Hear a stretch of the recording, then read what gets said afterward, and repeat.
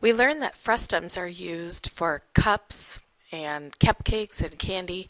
This is a cup of mine that I measured, so these measurements are pretty close.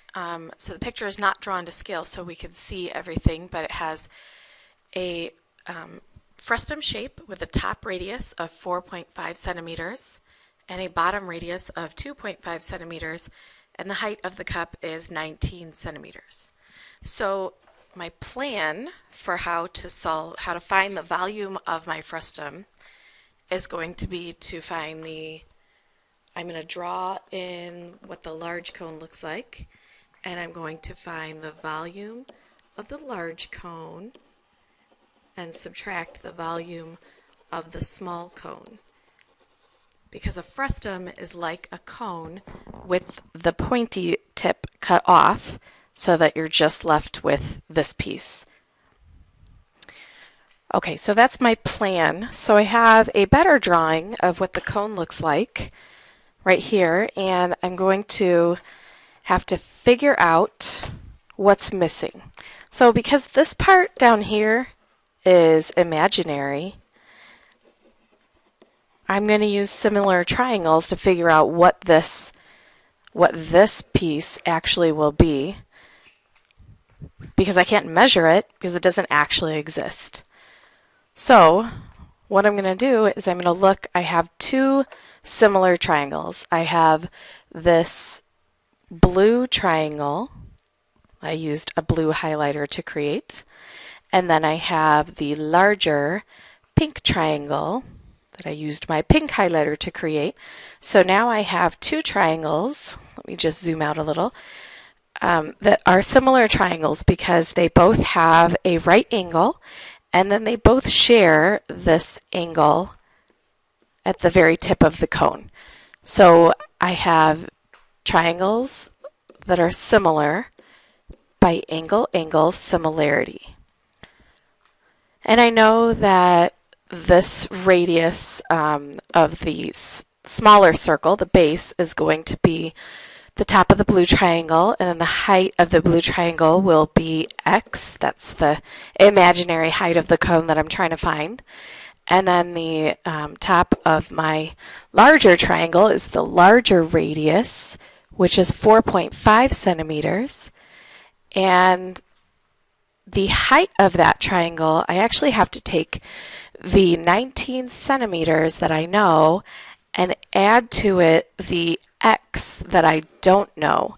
So actually the whole height of this thing is going to be 19 plus x. So on the next page I just have the two triangles with no cone still there, so that now I know, since these triangles are similar by angle similarity, like we said, now I know I can set up a proportion. So in my proportion, I like to put my variables in the numerator, so I'm going to say height over radius. So for the small triangle, I have the proportion of x over 2.5, and in the large triangle, I have the proportion of 19 plus x over 4.5. And I want to put that 19 plus x in parentheses so that it's easier to solve my proportion later. So I have this proportion. I want to multiply both sides by my denominator over 1 to try to clear my denominators.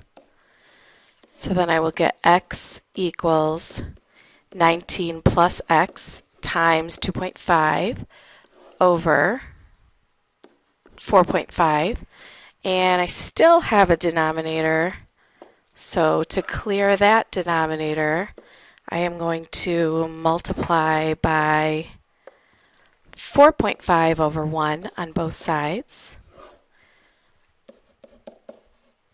So now I have 4.5 times x equals the quantity 19 plus x times 2.5. So now I have a nice equation with no fractions that I can begin to solve by distributing. And then I will have 47.5 plus 2.5x on the right side. On the left side, I still just have my 4.5x. And then I want to subtract 2.5x from both sides to get all my x's on one side. So then I have 2x equals 47.5.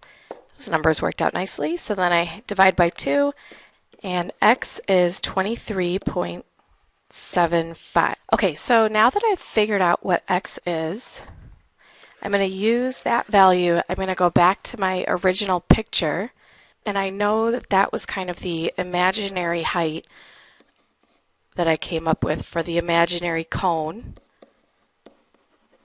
But what that's going to do is help me find the height of the large cone. Because remember, we said the volume of the frustum is going to be the volume of the large cone minus the volume of the small cone. So I'm going to need the height of the large cone to figure that out. So I'm going to write that down right here. Height of the large cone. And what I'm going to do to get that is I'm going to take the 23.75 and I'm going to add the 19. So I get this whole height. So that 23.75 plus 19 gives me 42.75 centimeters. So that's going to be the height of the large cone. So for the volume of the large cone, I'm going to have pi r squared times the height. Let's see, r for the large is 4.5, and the height of the large cone was 42.75, and then divide it by 3. So that's 288.56 pi, which if you wanted to, you could turn that into approximately 906.55. When I did that, I kept this whole big long decimal times pi. Okay, so then to get the volume of the small cone,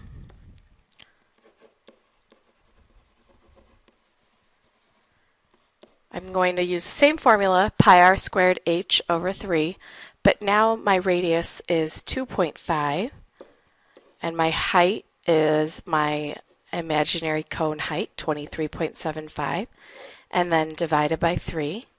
So 2.5 squared times 23.75 and divided by 3, that gives me 49.48. And notice I put a pi there because I didn't put pi into my calculator yet. And then if I do want to multiply that by pi, I get approximately 155.44. I'm so sorry, I forgot to put a unit on here, centimeters cubed. So both of these are in centimeters cubed. So now to finish out the problem, I just made myself a little more room. I will get the volume of the frustum. I'll get the volume of the frustum